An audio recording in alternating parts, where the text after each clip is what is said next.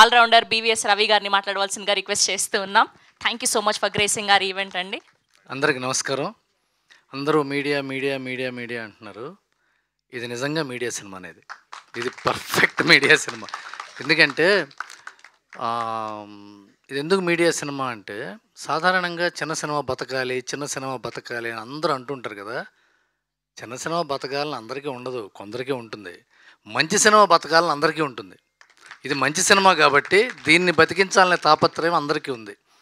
ఇవాళ రాహుల్కి చాలా ఫోన్లు వచ్చినాయి పెద్ద పెద్ద కంపెనీ నుంచేనని చెప్పాడు మా ప్రొడ్యూసర్ గారు. కానీ ఆ ప్రొడ్యూసర్కి, ఆ రాహుల్కి ఫోన్లు వచ్చిన ప్రొడ్యూసర్లు అందరికీ చెప్పింది కూడా మీడియానే. మీడియాలో ఉన్న జర్నలిస్టులే ఆ ప్రొడ్యూసర్ చెప్పారు, మంచి కుర్రాడండి, అతనికి డబ్బులు ఇవ్వండి, అతను మంచి సినిమా తీసి పెడతాడని.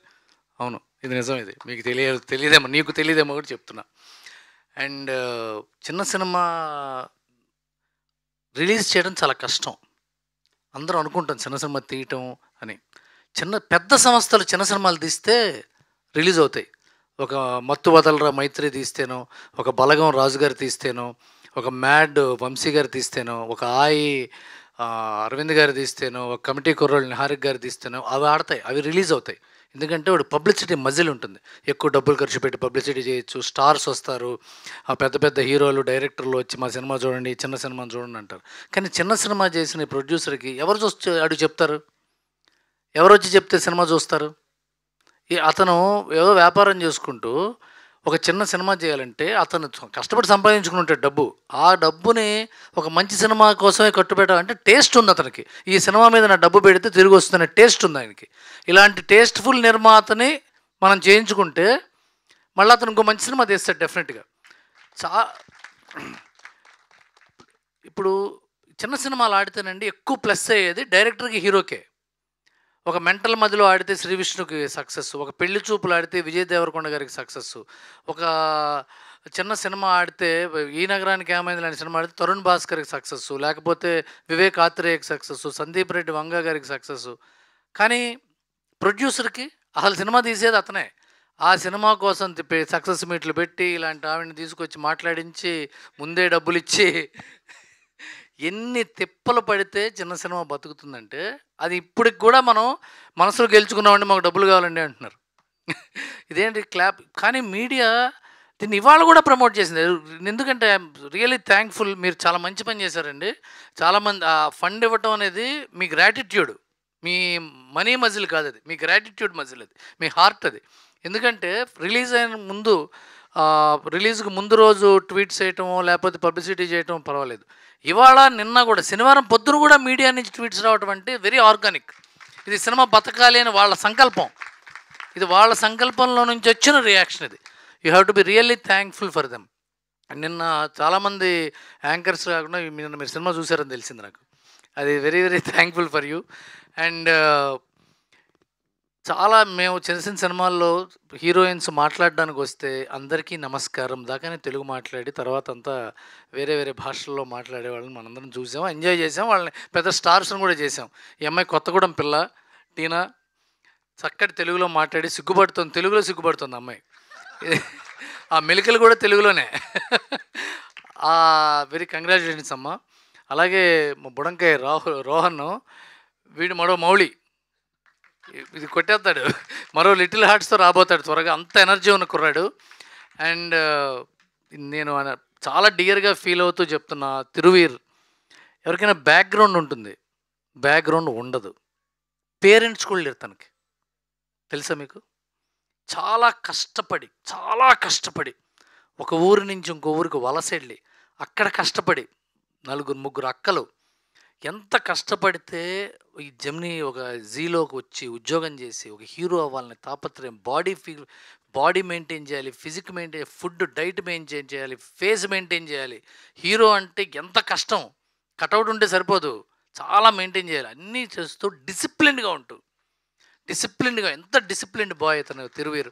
మసూదా సక్సెస్ అయింది, పరేషాన్ సక్సెస్ అయింది. అయినా సరే అతను ఆ నార్మల్ మనిషిలాగా ఉన్నాడంటే ఇలాంటి పిల్లల్ని మనం ఎంకరేజ్ చేయాలి.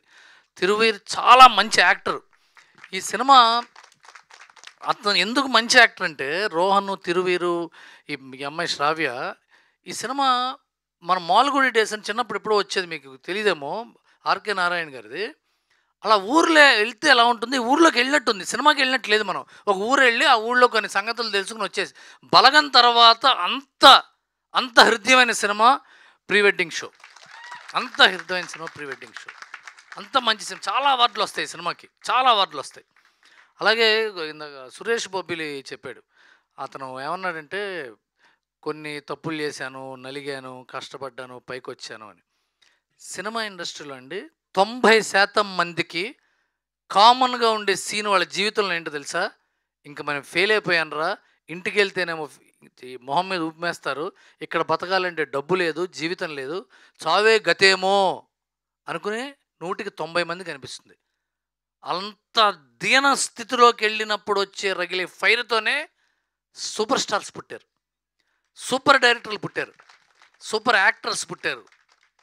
అలాంటి కోవకు చెందిన వెరీ వెరీ టాలెంటెడ్, ఇటు నుంచి వెళ్ళిపోయాడా, ఇక్కడే ఉన్నాడు, సురేష్ బొబ్బిలి. ఎంత టాలెంటెడ్ మ్యూజిక్ డైరెక్టర్. బలగానికి బ్యాక్గ్రౌండ్ స్కోర్ చేసింది ఇతనే, అవును కదా? బలగానికి బ్యాక్గ్రౌండ్ స్కోర్ చేశాడు, కళ్ళమ్మ నీళ్లు తెచ్చేలా చేశాడు. ఇప్పుడు రేపొద్దున రాబోతే మరో సినిమా, అప్పుడు ఆ సినిమా అప్పుడు మాట్లాడుకుందాం. ఆ సినిమా కూడా సూపర్ సక్సెస్. సాంగ్ ఇవాళ వైరల్ అయిపోయింది. ఆ సాంగ్ రాజు వెడ్స్ రాంబాయ్. ఇప్పుడు మళ్ళీ ఈ సినిమాని ప్రాణం పోసాడు ఇతను. ఎందుకంటే యాక్షన్ సినిమాలకి, సెంటిమెంట్ సినిమాలకి మ్యూజిక్ చేయటం కొద్దిగా ఈజీ. ఎందుకంటే దానికి ఎమోషన్ సపోర్ట్ చేస్తుంది, అది ఫైరీ ఎమోషన్స్ అవి. కానీ ఎంటర్టైన్మెంట్ సినిమాకి బ్యాక్గ్రౌండ్స్కి వేయాలంటే మనసులో కామెడీ ఉండాలి, నరాల్లో ఎంటర్టైన్మెంట్ ఉండాలి, జీవితాన్ని సరదాగా తీసుకునే తత్వం ఉండాలి. అప్పుడే ఆ మ్యూజిక్ వస్తుంది. అలాంటి మ్యూజిక్ చేశాడు సురేష్. చాలా మంచి మ్యూజిక్ డైరెక్టర్ అవుతాడు. ఈ టీం అంతా చాలా సక్సెస్ఫుల్ టీము. అలాగే రాహుల్, నువ్వు ఒక చక్కటి సినిమా తీసి వచ్చావు. నీకు చాలామంది ప్రొడ్యూసర్స్ వచ్చి మంచి సినిమా డబ్బులు ఇచ్చి మంచి సినిమా చేయండి, మాకు రాయండి రాయండి రాయండి అంటారు. నువ్వు రెండో సినిమా కూడా ఈయనకి చెయ్యి. ఎందుకంటే నువ్వు తెలుసో తెలియకో కొద్దిగా వేస్టేజ్ కూడా చేసుంటావు. ఆ వేస్టేజ్ని కూడా ఆయన భరించాడు.